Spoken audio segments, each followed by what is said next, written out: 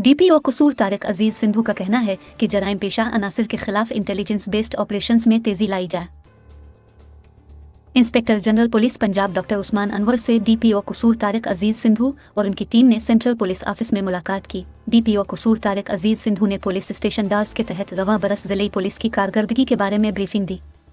DPO कसूर ने बताया कि कसूर पुलिस ने रवां बरस के दौरान डकैतों और मुजरमान से वारदातों में लूटा गया 22 करोड़ का माल मसरूका बरामद करके असल मालिकान के हवाले किया। थाना सिटी चूनिया ने 18 बरस से मफरूर 3 खतरनाक इश्तिहारियों को कराची से गिरफ्तार किया। कसूर पुलिस ने 10 ब्लाइंड मर्डर वाकयात समेत मजमूई तौर पर कत्ल के 86 मुकदमात मुल्जिमान को गिरफ्तार करके हवालात जुडिशल भेजा। राबरी में कत्ल के 12 में से 11 वाकयात के मुल्जिमान गिरफ्तार करके हवालात भिजवाए। बच्चों से मुतालिका जराइम के 31 मुकदमात के मुल्जिमान गिरफ्तार किए।